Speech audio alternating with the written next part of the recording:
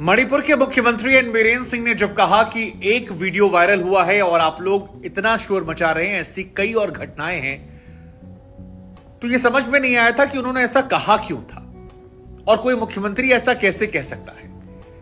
लेकिन अब जो खबर आई है वो आपके रोंगटे खड़े कर देगी, आपके होश फाख्ता कर देगी। मणिपुर में 2 और लड़कियां हैं जिनके साथ बलात्कार हुआ, उन्हें नेकेड किया गया और उसके बाद उन्हें मार दिया गया। जिस जगह पर पुरानी घटना हुई थी वहां से 40 किलोमीटर की दूरी पर इस घटना को अंजाम दिया गया। लेकिन सबसे ज्यादा जो बात आपको हैरान कर सकती है और आप दुखी हो सकते हैं वो ये कि इस घटना को अंजाम देने में महिलाओं का भी हाथ था।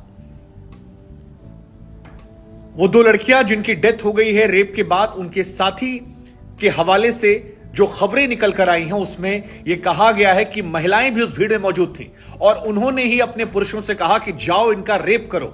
और उसके बाद उसके बाद लोग जो हैं वो उन्हें बंद कमरों में ले जाते हैं, उनके कपड़े फाड़ते हैं, मुंह पर कपड़ा बांधते हैं और 1.5 घंटे तक लगातार पुरुषों की भीड़ रेप करती है। निकलते हैं तो बाल काट देते हैं और उसके बाद उन्हें मौत के घाट उतार देते हैं।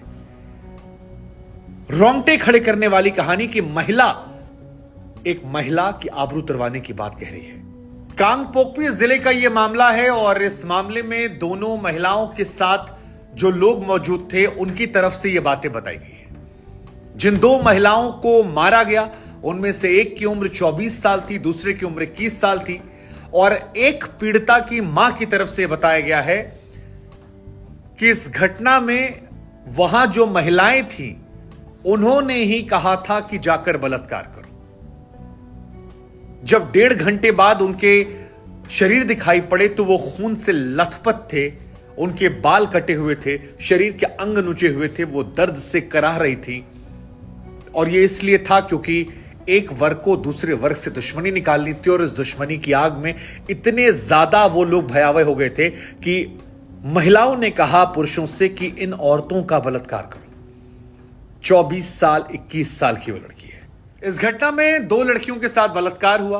उसमें से एक की मां का यह कहना है कि 16 मई को हमने सैकुल थाने में रिपोर्ट दर्ज करवा दी थी।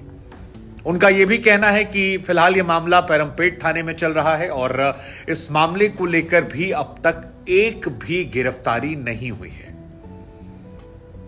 उनकी तरफ से कहना है कि वो खुद हैरान है कि कोई औरत किसी औरत की आबरू लूटने के लिए कैसे कह सकती है।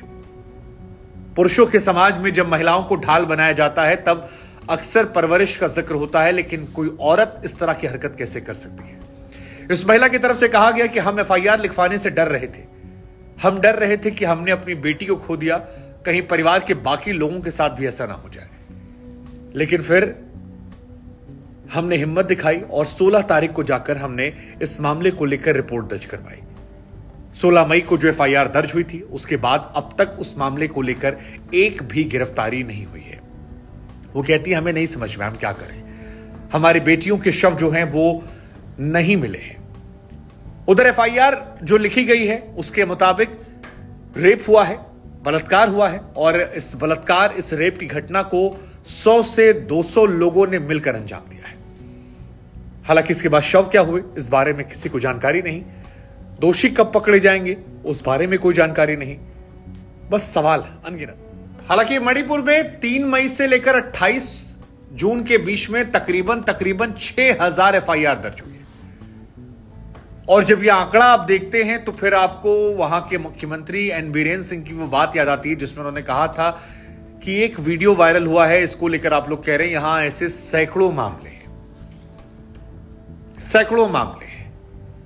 अब ये घटना और मणिपुर में हुई घटनाओं की तीव्रता समझ के परे है। अगर आप भावुक इंसान हैं, भावनात्मक तौर पर सोच रहे हैं तो फिर आपके रोंगटे खड़े हो जाएंगे, आपको इंसान होने पर शर्म आएगा। लेकिन मुझे इस घटना में सबसे ज्यादा चीज जो व्यथित कर रही है वो है ये जानना कि वहां पर औरतें मौजूद थीं और औरतों ने ऐसा करवाया।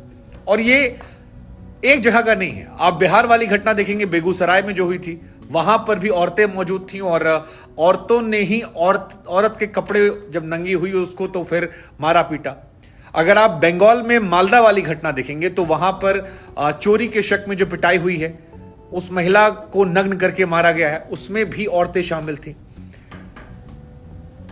अब अगर औरत की इज्जत को नीलाम करेगी और इस तरह से करेगी तो फिर मैं समझ नहीं पा रहा कि इस घटना को लेकर रिएक्ट कैसे किया जाए, क्या बोला जाए, क्या कहा जाए, मैं नहीं समझ पा रहा। और ना मैं समझ पा रहा हूं 19 जुलाई को जो वीडियो वायरल हुआ था उसको लेकर। उसमें से जो एक महिला थी, वहां भी 3 महिला और थी, 52 साल, 42 साल, 21 साल। उसमें जो एक महिला है, उसका पति करगिल में देश को सेवाएं दे चुका है। श्रीलंका जब भारत की फौज भेजी गई थी तो वहां पर सेवाएं दे चुका। और जब वो टीवी पर इंटरव्यू दे रहे हैं और वो कह रहे हैं कि यार मैंने अपने देश के लिए सेवा दी, मैं लगा रहा, डटा रहा, जमा रहा सरहदों पर, लेकिन मुझे नहीं पता था कि मैं अपने घर की इज्जत नहीं बचा पाऊंगा, देश की इज्जत तो बचा ले गया मैं। वो कहते हैं कि जंगल का राज हो गया है, जानवर इस तरह से नहीं पेश आते जिस तरह से इंसान पेश आए हैं। मैं हैरान था, परेशान था कि क्या हो गया है, कैसे रिएक्ट किया जाए, क्या बोला जाए, एक फौजी को आप क्या जवाब देंगे। और उस घटना, उस सदमे से हम उबर नहीं पा रहे हैं, तब देश भर में खबरें आ रही हैं। मालदा, बेगूसराय, राजस्थान में कुछ खबरें, कई जगह पर कार्रवाई कर दी जा रही है। लेकिन इन सब के बीच में जो ये मणिपुर से दूसरी खबर आई है, 2 और महिलाओं को निर्वस्त्र करने की, रेप करने की, और उसमें भी महिलाओं का यह कहना कि जाकर रेप करके आओ, एक समाज के तौर पर निराश करने वाला है, कलंकित करने वाला है, तोड़ने वाला, दिल, मन, आत्मा सब मारने वाला है। बहुत दुखद। न जाने कितने और किस्से, कहानियां मणिपुर से भी होंगे।